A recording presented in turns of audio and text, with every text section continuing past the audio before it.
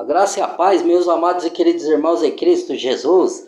Vamos gravar mais um vídeo aí. Eu já tinha posto o alerta, né? Falando que eu ia postar um vídeo assim, diferente, explicando as parábolas e as linguagens figurativas, tá? Da Bíblia, né? Especificamente do livro de João. Então, sem muitas delongas, vamos pro vídeo e eu vou pausando o vídeo e explicando as parábolas, tá bom? Deixa eu colocar aqui direitinho.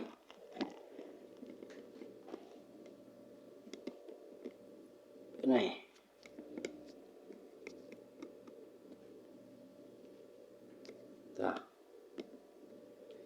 Tá bom.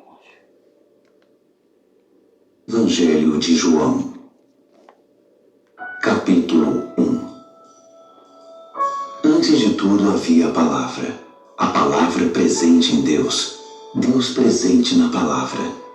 A palavra era Deus, desde o princípio à disposição de Deus. Tudo foi criado por meio dele. Nada mesmo veio a existir sem ele. O que veio à existência foi a vida, e a vida era a luz pela qual se devia viver. A luz da vida brilhou nas trevas. As trevas nada puderam fazer contra a luz. Houve um homem chamado João, enviado por Deus para apontar o caminho para a luz da vida. Ele veio dizer a todos para onde olhar, em quem deviam crer. João não era a luz. Ele estava ali para mostrar o caminho para a luz. A luz da vida era verdadeira. Cada pessoa que entra na vida é conduzida à luz. Ele estava no mundo, e o mundo existe por causa dele. Mesmo assim, o mundo não o acolheu. Ele veio para seu povo, mas eles não o quiseram. Mas houve os que o quiseram de verdade, que acreditaram que ele era o que afirmava ser, e que fez o que disse ter feito. Ele fez deles seu povo, os filhos de Deus. Filhos nascidos de Deus, não nascidos do sangue, não nascidos da carne, não nascidos do sexo. A palavra tornou-se carne e sangue e veio viver perto de nós. Nós vimos a glória com nossos olhos, uma glória única. O Filho é como o Pai. Então, irmãos, explicar aqui essa parte, né? É o que eu falei para vocês já. O verbo se fez carne e habitou entre nós, tá vendo? Jesus é a palavra. Por isso que eu falo, vai na Bíblia que Jesus é a palavra em pessoa. Ele é, o Espírito de Jesus é a palavra, entendeu? Então, sem a palavra, praticamente o Jesus não opera na sua vida. Você tem que buscar a palavra, entendeu? Às vezes as pessoas estão achando, isso daqui não é uma opinião minha, é o que está falando ali, que está servindo a Deus e não está servindo a outras coisas. Ela pensa na mente dela, porque ela idealiza um Deus que ela ouviu falar, igual Jó conhecia a Deus de ouvir falar. Depois Jó falou, agora meus olhos se contemplam, porque eu tive um encontro verdadeiro com Deus, entendeu? E nascer do Espírito, ele vai citar isso daí. Ele vai falar com Nicodemos o que é nascer do Espírito, entendeu? Para você ver o reino de Deus. O reino de Deus é visto não com os olhos carnais. Quando você aceita Jesus como Salvador, o reino de Deus vem morar em você. Então ele já está dentro de você, aí você vai ter os frutos, que é justiça, benignidade, mansidão, domínio próprio, humildade, caridade, amor, compaixão. Tudo isso aí é dom do Espírito. É mais valioso do que dons espirituais. Que os dons espirituais, se você tiver sem o fruto do Espírito, você não vai para o céu, entendeu? Dons espirituais não levam ninguém para o céu, tá? Apesar que a pessoa exerce tem, porque ela usa o nome de Jesus, mas ela não vai para o céu se ela não tiver os frutos, e não os frutos em prática, entendeu? Diz a palavra. Então vamos lá, vamos dar sequência aqui. Poderoso, autêntico do início ao fim. João apontou para ele e disse: Este é o Messias que eu afirmei que viria depois de mim, mas de fato é superior a mim. Ele sempre foi maior que eu, sempre teve a primeira palavra. Todos sempre vivemos de sua generosidade, recebendo dádivas uma após a outra. O essencial veio por meio de Moisés. Foi então que chegou esse exuberante dar e receber, esse conhecer e entender sem fim. Tudo veio por meio de Jesus, o Messias. ninguém jamais viu Deus. No máximo, fora um vislumbre. Foi então que essa expressão única de Deus, que existe no próprio coração do Pai, se revelou com a clareza do dia. Os judeus de Jerusalém enviaram um grupo de sacerdotes e oficiais para perguntar a João quem ele era, e João foi honesto com eles. Não disfarçou e contou a verdade. Eu não sou o Messias. Eles o pressionaram. Quem é você então? Elias? Não sou. O profeta? Não. Exasperados perguntaram. Quem então? Precisamos dar uma resposta aos que nos enviaram. Diga-nos alguma coisa, qualquer coisa a seu respeito. Eu sou um trovão no deserto. Preparem um caminho reto para Deus. Estou fazendo o que o profeta Isaías anunciou. Os que o interrogavam eram do partido dos fariseus, mas tinham sua própria pergunta. Se você não é o Messias, nem Elias, nem o profeta, por que você batiza? João respondeu. Eu batizo apenas com água. Uma pessoa que vocês não conhecem já está entre nós. Ele vem depois de mim, mas é muito mais importante. Na verdade, não sou digno nem de carregar a sua mala. Essa conversa aconteceu em Betânia, do outro lado do Jordão, onde João estava batizando. No dia seguinte, João viu Jesus vindo em sua direção e exclamou: Aqui está ele, o Cordeiro Pascal de Deus. Ele perdoa os pecados do mundo. Este é o homem de quem falei, aquele que viria depois de mim, mas de fato é superior a mim. Eu não sabia nada a respeito dele.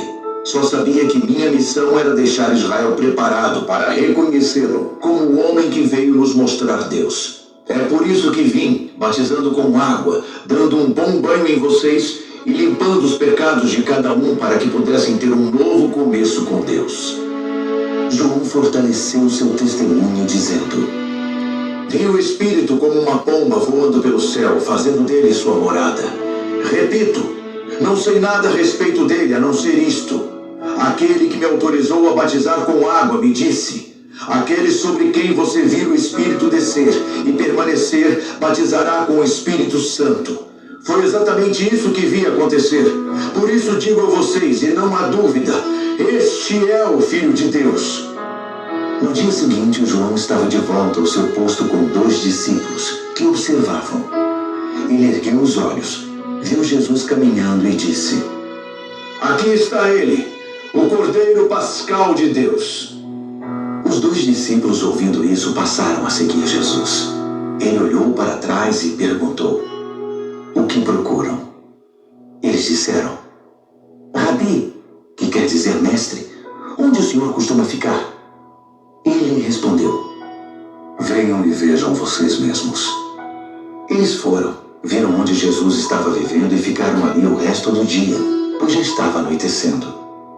André, irmão de Simão Pedro, era um dos 2 que ouviram o testemunho de João e que haviam começado a seguir Jesus. A primeira coisa que ele fez depois de descobrir onde Jesus vivia foi procurar seu irmão Simão e dizer: Encontramos o Messias, isto é, o Cristo. Ele imediatamente o levou a Jesus. Jesus olhou para ele e disse: Você é Simão, filho de João? De agora em diante seu nome será Cefas, ou Pedro, que significa pedra. No dia seguinte, Jesus decidiu ir para a Galiléia. Ao chegar, encontrou Filipe e disse: Venha, siga-me.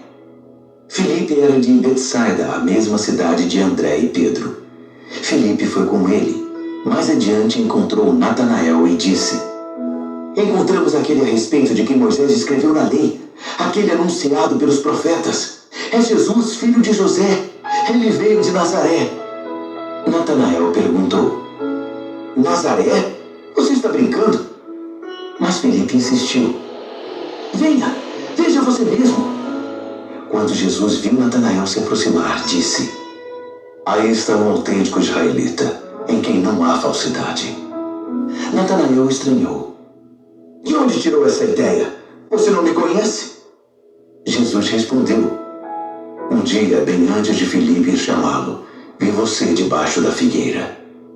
Natanael exclamou: Rabi, o Senhor é o Filho de Deus, o Rei de Israel. Jesus disse: Você acreditou porque eu disse que o vi debaixo da figueira? Você ainda não viu nada. Antes que esta história acabe, você verá os céus abertos e os anjos de Deus descendo e subindo sobre o Filho do Homem. João, capítulo 2. Passados 3 dias, houve uma festa de casamento na cidade de Caná, na Galiléia. A mãe de Jesus estava lá. Jesus e seus discípulos também foram convidados. Quando o vinho estava quase no fim, a mãe de Jesus comentou com ele: O vinho está acabando. Jesus respondeu: Isso é da nossa conta, mãe. Minha hora não chegou ainda. Não me apresse. Mesmo assim, ela orientou os empregados: Façam exatamente o que ele disser. Havia ali 6 grandes potes de pedra usados pelos judeus para as lavagens rituais. A capacidade de cada pote era de 80 a 120 litros. Jesus ordenou aos empregados: Encham os potes de água. E eles os encheram até a borda. Agora encham suas taças e levem-nas ao mestre de cerimônias, disse Jesus, e eles obedeceram. Quando o mestre de cerimônias provou a água transformada em vinho, ele não sabia o que tinha acontecido, mas os empregados sabiam. Ele disse ao noivo: Todas as pessoas que eu conheço começam com os vinhos melhores e depois que os convidados já beberam bastante, servem os inferiores. Mas você guardou o melhor até agora. Esse ato de Jesus em Caná da Galiléia foi o primeiro sinal, o primeiro vislumbre de sua glória, e os seus discípulos creram nele. Depois disso, ele voltou para Cafarnaum com a mãe, os irmãos e os discípulos, e ficou ali um bom tempo. A festa da Páscoa, celebrada pelos judeus na primavera, estava para acontecer, e Jesus viajou para Jerusalém. Ele encontrou o templo infestado de vendedores de gado, ovelhas e pombas. Os agiotas também estavam ali, trabalhando a todo vapor. Jesus fez um chicote com tiras de couro e os expulsou do templo. O gado e as ovelhas fugiram. Ele virou as mesas dos agiotas e as moedas rolavam para todo lado. Aos vendedores de pombas, ele ordenou: Peguem suas coisas e caiam fora daqui. Não transformem a casa do meu pai em mercado. Foi nessa hora que os discípulos dele se lembraram de um texto das Escrituras: O zelo pela tua casa me consome. Mas os judeus estavam incomodados e perguntaram: Com que autoridade você faz isso? Jesus respondeu: Derrubem este templo e em 3 dias eu o reconstruirei. Eles ficaram indignados. Foram necessários 46 anos para edificar o templo e você vai reconstruí-lo em 3 dias? Mas Jesus estava falando do seu corpo. Mais tarde, depois que ele se levantou dos mortos, seus discípulos se lembraram dessa declaração. Tá vendo, irmãos? Aí eu falo, né? Você veja só como que é as coisas, né? Jesus derrubou as mesas que estavam fazendo comércio na casa do pai dele, entendeu? Que era o templo de Jerusalém. Hoje não existe mais templo lá. Hoje tá lá, tá brigando lá por causa de reconstruir o terceiro templo também, né? A briga também tá envolvida nisso, lá na guerra lá. Mas hoje não tem templo mais. E Jesus avisou: esse templo, lugar de adoração, agora é espírito e verdade. Ele vai falar mais à frente para a mulher samaritana. Então, é o que fazem hoje nos ditos templos que se levantaram pelo mundo afora aí, milhares de templos religiosos, vendendo bolo, que eu já vi, porque eu já frequentei rosa ungida, vendo tudo. Olha o que Jesus fez, ó, derrubou tudo, tá vendendo animais, pombos, tá fazendo da casa de pai de comércio. Por isso que hoje não tem mais templo, porque Deus já sabia que ia fazer isso. Então hoje se adora o Pai em espírito e verdade, porque Deus é onisciente, ele enxerga o futuro, entendeu? E aí ele já sabia o que ia corromper o templo de pedra, entendeu? E eu fazer comércio, porque as pessoas são gananciosas. Ela ia usar a fé. Pedro fala na carta de Pedro: farão comércio de vós. Se vocês for lá, está escrito lá: farão comércio de vós. Então estão fazendo comércio de vós, vendendo almas e corpos, diz em Apocalipse, de homens, né? vendendo para o inimigo, porque estão enganando as pessoas. E as pessoas, eles estão levando a pessoa para as trevas em vez de levar para a luz. Entendeu? Então vamos lá, vamos dar sequência aqui. Tem mais explicação aqui. Então ajudaram as peças do quebra-cabeça e creram nas escrituras e no que Jesus tinha dito. Ó, quebra-cabeça, hein? Uma escritura tá interligada ao livro, com a carta, com os profetas da lei de Moisés, tá tudo interligado. Sua vida a ele. Mas Jesus não confiava neles. Eles os conheciam muito bem, por dentro e por fora, e sabia que não eram dignos de confiança. Não precisava de nenhuma ajuda para conhecê-los por dentro. João, capítulo 3. Havia um homem do partido dos fariseus chamado Nicodemos, um destacado líder entre os judeus. Certa vez ele visitou Jesus tarde da noite e disse: Rabi, sabemos que o Senhor é um mestre que vem de Deus. Ninguém poderia realizar esses atos que revelam a realidade de Deus se Deus não fosse com ele. Jesus disse: Você está absolutamente correto. Preste atenção. A não ser que alguém nasça do alto, não é possível ver aquilo que estou apresentando, o reino de Deus. Como pode alguém nascer se já nasceu e cresceu? Estranhou Nicodemos. Não é possível entrar de novo no útero materno e nascer outra vez? E que história é essa de nascer do alto? Jesus respondeu: Você não entende. Deixe-me dizer de novo. A não ser que alguém se submeta a essa criação original, a criação na qual o vento pairava por sobre as águas, o invisível movendo o visível, um batismo para uma nova vida, não lhe será possível entrar no reino de Deus. Quando você olha para um bebê, vê apenas isto: um corpo que se pode contemplar e tocar. Mas a pessoa que tem um nascimento interior é formada por algo que você não pode ver nem tocar, o Espírito, e se torna um Espírito vivo. Portanto, não fique surpreso quando digo que você tem de nascer do alto, de fora desse mundo, por assim dizer. Você sabe muito bem que o vento sopra para lá e para cá. Você o ouve sussurrando pelas árvores, mas não tem ideia de onde ele vem, nem para onde vai. O mesmo acontece com aquele que é nascido do alto, pelo vento de Deus, o Espírito de Deus. Nicodemos perguntou: O que o Senhor quer dizer com isso? Como acontece? Jesus disse: Você é um mestre respeitado em Israel e não conhece o básico. Ouça com atenção. Esta é a pura verdade. Falo apenas a respeito do que conheço por experiência. Dou testemunho apenas do que tenho visto com os próprios olhos. Não me baseio em boatos.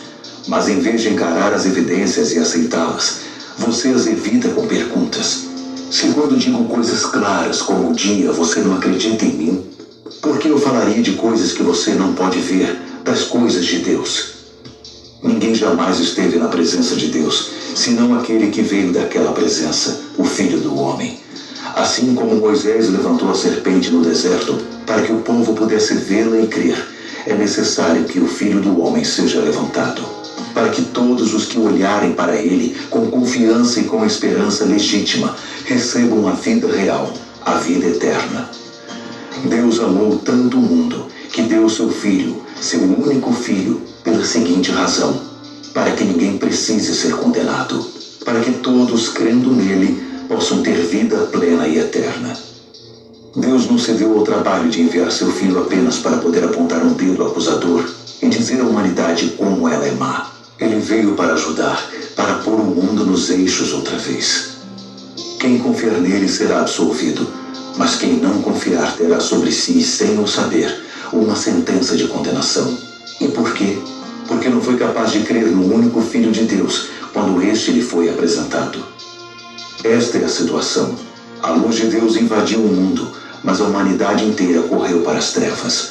Fugiram porque não estavam interessados em agradar a Deus. Aquele que pratica o mal é viciado em negar a realidade e iludir-se, e odeia a luz de Deus, não vai querer se aproximar dela para não ser submetido a uma exposição dolorosa. Mas quem crê e vive na verdade e na realidade, recebe de coração a luz de Deus, de modo que sua obra pode ser vista, pois é a obra de Deus. Depois dessa conversa, Jesus foi com seus discípulos para o interior da Judéia e descansou um pouco.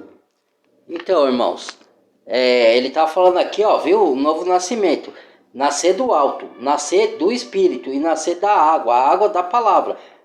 O Espírito, ele move a palavra. Então, quando você vai para a palavra, se ela entrar dentro da sua alma, você é transformado. Ou seja, você vai nascer de novo. Aquele velho Fernando que nasceu, ou velho vocês aí, né? Que nasceu do sangue, da carne e do sexo, morreu. Você é uma nova criatura. Agora você nasceu do alto, porque nasceu do Espírito de Deus. E o Espírito de Deus é a palavra. Então você nasceu da palavra. Ela entrou na sua alma, você viu que era a palavra de Deus, creu nela, que era Jesus, que Jesus é a palavra. Então, creu na obra de Cristo da cruz, que ele veio, ele é o Filho de Deus, morreu, ressuscitou para pagar o nosso pecado. Aí você nasceu. E aí você vai para a palavra. E a palavra, enquanto Deus vai te usando para você levar a palavra a outros e compartilhar, ele vai te moldando, te modificando o seu caráter, sua maneira de pensar. É uma metanoia. Vai mudar a sua maneira de agir com os outros.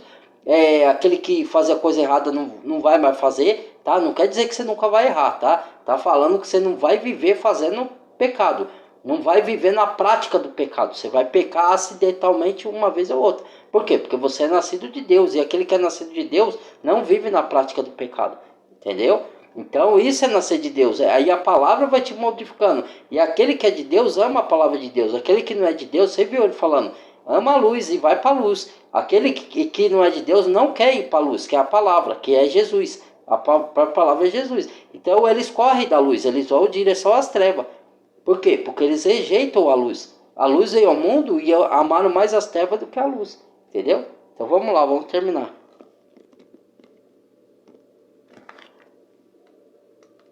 Eles ali. Ele também batizava. Ao mesmo tempo, João batizava em Enom, perto de Salim, onde há muita água. Isso foi antes de João ser preso. Os discípulos de João tiveram uma discussão com a elite judaica a respeito da natureza do batismo e foram perguntar a ele: Rabi, o senhor conhece aquele que estava contigo do outro lado do Jordão? Aquele a quem o senhor confirmou com seu testemunho?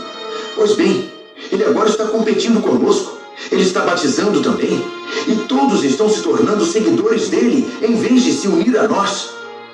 João respondeu: É impossível alguém ter sucesso. Falo de sucesso eterno, sem ajuda celestial. Vocês mesmos estavam lá quando deixei muito claro que não sou o Messias, mas apenas aquele enviado adiante dele para preparar o caminho.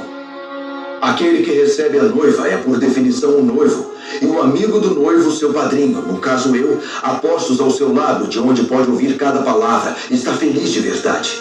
Como poderia sentir inveja se sabe que a festa acabou e que o casamento terá um bom começo? É por isso que meu cálice está transbordando. Chegou a hora de ele ocupar o centro das atenções e de eu chegar para o lado. Aquele que vem de cima é muito superior aos outros mensageiros de Deus. Quem nasceu na terra é terreno e fala uma língua da terra, enquanto ele apresenta a evidência do que viu e ouviu nos céus. Ninguém quer enfrentar esses fatos, mas qualquer um que examinar essa evidência poderá apostar sua vida nisto. O próprio Deus é a verdade. Aquele que Deus enviou nos comunica a própria palavra de Deus. E não pensem que ele divide o Espírito como se partisse um pão. O Pai ama o Filho de modo imensurável e tudo entregou a ele, para que ele passasse tudo adiante. Uma generosa distribuição de dons. É por isso que quem aceita o Filho e confia nele tem tudo, vida plena e eterna. Também preciso dizer que quem rejeita o Filho e não confia nele, vive na escuridão e não vê a vida. Tudo que experimenta de Deus são trevas e ira tenebrosa no final. João, capítulo 4. Então, irmãos, vocês viram, ó, quando eu falo que... Aí a pessoa fala que a gente está julgando. Olha o que a palavra está dizendo. Quem rejeita a Deus é treva e escuridão. Vai para as trevas. Tá aqui, ó. Não sou eu que falo. Tô dando prova. Entendeu? Aqui, ó. Esse evangelho tá de acordo com a Bíblia. Pode pegar sua Bíblia aí. Tá certo que vai mudar uma palavra ou outra por causa da tradução. Cada Bíblia não é que muda o sentido da palavra. É como ótimo e maravilhoso. Já expliquei isso, né? Cada Bíblia tá assim, ótimo numa Bíblia e maravilhoso na outra, só que o sentido é o mesmo. É uma coisa excelente, entendeu? Então, ele tá falando aí da condenação. E ele falou também uma coisa que eu deixei de falar lá, foi isso, foi relacionado a... porque quem é da luz, ele ama a palavra de Deus, ele ama ouvir a palavra de Deus. Não é que você vai ficar bitolado, ficar ouvindo a palavra de Deus o dia inteiro, não é isso, irmãos. É que você gosta de ouvir. Vamos supor, você leu na sua casa, pronto, leu. Aí você vai em algum lugar, alguém veio e fala a palavra de Deus para você. Você escuta de bom grado. Você não vai, já vem esse daí. Já tá mostrando que você não gosta. Então você ainda tá em trevas. Se você tem risco da palavra de Deus, ranhos da palavra de Deus, então você tem que se avaliar se você é cristão verdadeiro. Entendeu? Ontem no meu trabalho eu tava lá, veio o senhorzinho conversar e eu adoro ouvir os mais velhos, né? Eu aprendi com ele e ele aprendeu comigo. Eu quase perdi a hora de ir embora, porque a conversa estava tão boa, irmãos, tão boa, que ele me ensinou algumas coisas e eu ensinei. Mesmo ele sendo idoso, tinha coisas que ele não entendia da palavra. Aí eu passei para ele e outras coisas que eu não entendia, ele passou para mim. É maravilhoso isso. Entendeu? A gente ama falar de Deus. A gente não esconde a nossa fé. A gente não fica escondendo com medo da opinião dos outros. Entendeu? Então é isso aí. Ele vai chegar aqui na adoração espírito e verdade com a mulher samaritana. E mais adiante ele vai falar de um outro assunto também, né? Mas vamos dar sequência aqui e aí eu vou explicando, tá? Eu vou parar esse vídeo daqui a pouco, mais 10 minutinhos, tá? Porque senão fica muito longo. Jesus percebeu que os fariseus se deram conta dos batismos que ele e João realizavam. Se bem que não era Jesus quem de fato batizava, mas seus discípulos. Eles perceberam que Jesus estava batizando mais pessoas que João, criando uma rivalidade aos olhos do povo. Jesus então deixou a Judéia e voltou para a Galiléia. Para chegar lá, tinha de passar por Samaria. Ele caminhou até Sicar, uma aldeia samaritana que divisava com as terras que Jacó tinha dado ao seu filho José. O poço de Jacó ainda estava lá. Jesus, cansado da viagem, assentou-se perto do poço. Era cerca de meio-dia. Uma mulher, uma samaritana, veio buscar água. Foi então que Jesus lhe pediu: poderia me dar um pouco de água? Os seus discípulos tinham ido à cidade comprar comida para o almoço. A samaritana, surpresa, perguntou: como pode um judeu pedir alguma coisa a mim, uma samaritana? Na época, os judeus se recusavam a falar com os samaritanos. Mas Jesus respondeu: se você conhecesse a generosidade de Deus e soubesse quem sou eu, pediria água a mim, e eu lhe daria água pura, água da vida. A mulher disse: o senhor não tem um balde para tirar água e o poço é fundo. Então, de onde vai tirar essa água viva? Por acaso o senhor tem mais recursos que nosso antepassado Jacó, que cavou este poço e bebeu dele, e também seus filhos e seus rebanhos, e o deixou para nós? Jesus disse: quem beber desta água vai ficar com sede outra vez. Quem beber da água que eu der nunca mais terá sede. Nunca. A água que ofereço é como um poço artesiano interior, jorrando vida para sempre. Então a mulher lhe pediu: Senhor, dê-me dessa água, de modo que eu nunca mais tenha sede, nem tenha de voltar a este poço. Ele disse: vá chamar seu marido e volte aqui. Não tenho marido, foi a resposta. Você disse bem, não tenho marido. A verdade é que você já teve 5 maridos, e o homem com quem vive agora não é seu marido. Você falou a verdade. Ah, o senhor é profeta. Então tire a minha dúvida. Nossos antepassados adoraram a Deus neste monte, mas vocês, judeus, insistem em que Jerusalém é o único lugar para adorar. Quem está certo? Mulher, acredite. Está chegando a hora em que vocês, samaritanos, irão adorar o Pai, mas não neste monte, nem em Jerusalém. Vocês adoram como que tateando no escuro. Nós, judeus, adoramos na clara luz do dia. O caminho de Deus para a salvação veio por meio dos judeus. Mas chegará um momento, na verdade já chegou, em que não importará como vocês são chamados ou onde irão adorar. O que conta para Deus é quem você é e como vive. Seu culto deve envolver o seu espírito na busca da verdade. Este é o tipo de gente que o Pai está procurando. Aquele que é simples e honesto na presença dele em seu culto. Deus é espírito, e quem o adora deve fazê-lo de maneira genuína, algo que venha do espírito, do mais íntimo do ser. A mulher disse: não entendo bem sobre isso. O que sei é que o Messias está vindo. Quando ele chegar, vai nos esclarecer tudo. Eu sou o Messias, declarou Jesus. Você não precisa esperar nem procurar mais. Naquele momento, os discípulos chegaram e ficaram escandalizados. Não podiam acreditar que o mestre estivesse conversando com uma mulher daquele povo. Ninguém disse nada, mas a fisionomia deles dizia tudo. A mulher aproveitou a oportunidade para se retirar. Um pouco confusa, deixou o jarro de água para trás. De volta à cidade, anunciou ao povo: venham ver um homem que sabe tudo a meu respeito, que me conhece como ninguém. Será que ele não é o Messias? Eles foram verificar. Enquanto isso, os discípulos insistiam com Jesus. Rabi, come. Não vais comer? Mas ele respondeu: tem uma comida que vocês nunca provaram. Os discípulos não entenderam e disseram: quem te trouxe comida? Jesus explicou: a comida que me mantém ativo é fazer a vontade daquele que me enviou, concluir a obra que ele começou. Quando olham ao redor, vocês não dizem que em 4 meses será o tempo da colheita? Muito bem, agora digo eu: abram os olhos e vejam o que está diante de vocês. Os campos samaritanos estão maduros. É tempo da colheita. O ceifeiro não espera. Vai logo pegar o que é seu, ajuntando os grãos maduros para a vida eterna. Agora o semeador e o ceifeiro estão juntos. O clima é de triunfo, e sobressai a verdade contida no ditado: um semeia, o outro colhe. Eu os envio para colher num campo em que nunca trabalharam.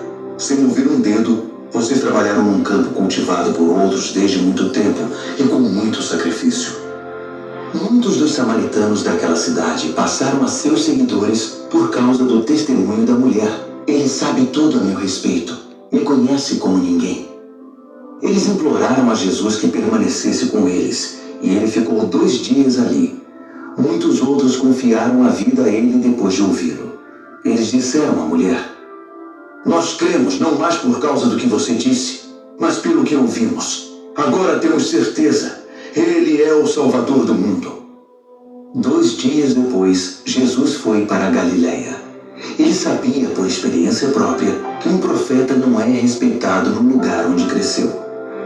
Quando chegou a Galileia, o povo dali o recebeu, mas apenas por terem ficado impressionados com o que ele havia feito em Jerusalém durante a Páscoa, não por saber quem ele era ou o que estava para fazer. Jesus estava de volta a Caná da Galileia, lugar onde havia transformado a água em vinho. Enquanto isso, em Cafarnaum, o filho de um oficial da corte do rei estava doente. Quando ele soube que Jesus estava na Galileia, foi procurá-lo e implorou que ele fosse à sua casa e curasse seu filho que estava quase morrendo.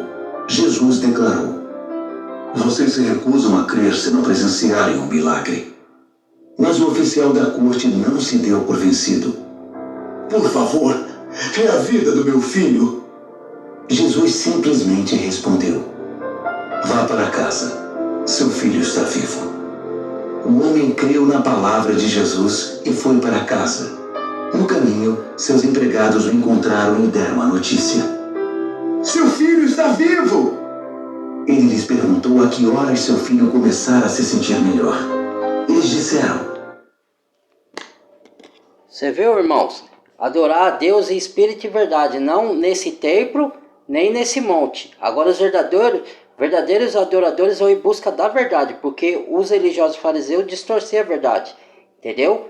E eles enfrentavam Jesus, e Jesus derrubou as coisas do templo lá, entendeu? Então hoje se repete, é o círculo, entendeu, irmãos? As coisas se repetem, entendeu? É o círculo, só que vai chegar no final, nós já estamos no final. Agora, quem creu, creu, quem não crê e morrer, não crê mais. Aí não tem mais volta. Lá atrás ainda o povo pecava, voltava para Deus. Pecava, voltava para Deus, lá no Antigo Testamento. Pecava, agora vai ter o ponto final, não vai ter mais chance. Quem aceitou, aceitou. Quem não quer aceitar, o Senhor não aceita mais, entendeu? Então vou parar esse vídeo aqui, vou dar sequência em outro, que é a continuação, tá? Para vocês entenderem, porque ele tem 2 horas e pouco, né? Eu preciso dividir ele em 4, tá bom? Então eu vou explicando as parábolas aí, tá? Então até mais, compartilha o vídeo, deixa o like ou dislike se não concorda, deixa o like ou dislike, tá? Que mais? Toque o sininho e se inscreva no canal quem não é inscrito, tá bom? Deus abençoe e até o próximo.